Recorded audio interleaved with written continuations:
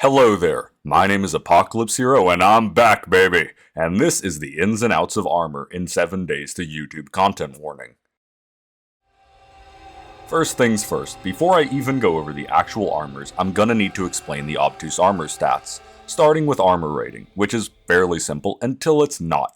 It's a flat percentage reduction, so if you have an armor rating of 50, you take 50% reduced damage, which would be simple if the game didn't randomly reduce my effective armor between logins or when switching sets with identical stats while testing, so be prepared to randomly take more damage than advertised.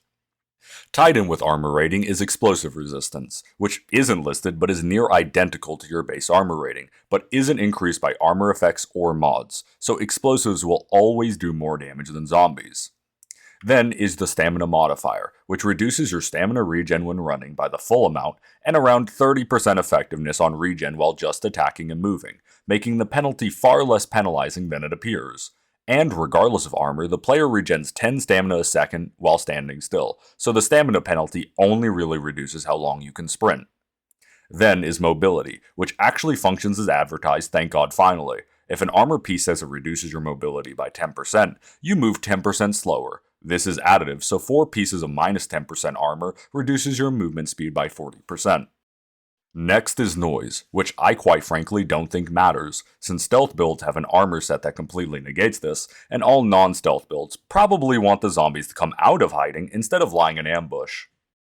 Now for temperature resistance, which don't worry is identical across every armor in the game, being 20 thermal resistance for each piece, which is high enough to prevent freezing while totally soaked in the middle of night in the snow biome, and high enough to prevent overheating midday in the desert biome, making the insulated lining and cooling mesh mods totally useless.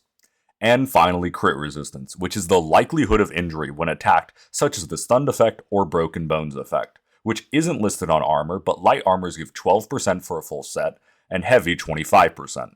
The base resistance is negligible at best, since every hit from a zombie reduces crit resistance by a varying large amount, so unless you have armor effects or perks that reduce injuries, your armor will only ever really prevent instant injuries from stray attacks. And even in prolonged engagements, stacking injury resist can only allow an extra 2 to 3 hits between injuries, so going full tank isn't really advisable since injuries can melt through HP. Before going over the best armor set, I will mention the 4 harvesting armors, which are great for their specified task, but should not be your daily driver.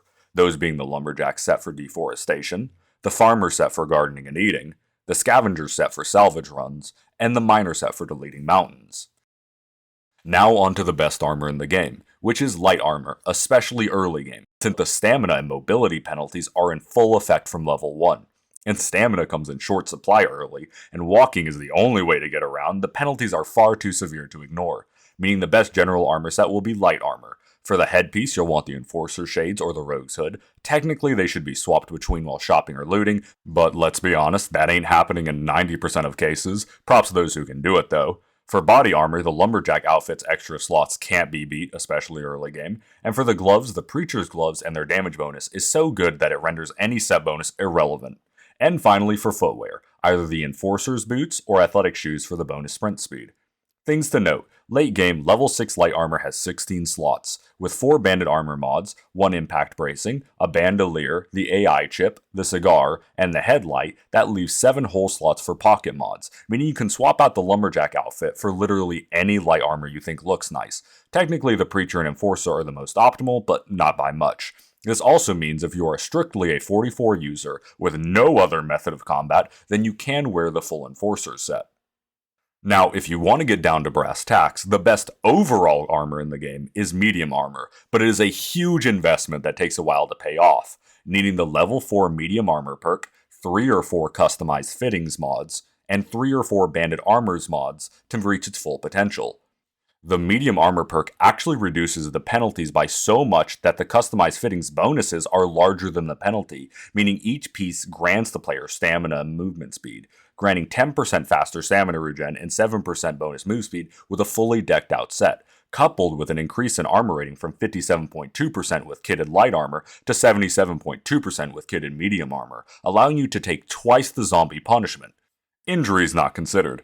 And another huge benefit to not be dismissed is the increased armor durability from the perk, drastically increasing time between repairs and the dreaded weakened armor state. Given this, if willing for the huge investment, the best armor is the Ranger's Hat or Rogue's Hood, depending on swap capabilities. For body slot, the Scavenger's Outfit, or literally any medium body armor, if you have pocket mods and or are willing to put points into Pack Mule. For gloves and footwear, it depends on your build. If hybrid or ranged only, the Preacher's Gloves and Commando's Boots for general damage and speed, or if melee only, the Biker Gloves and Biker Boots for melee damage and stamina cost reduction.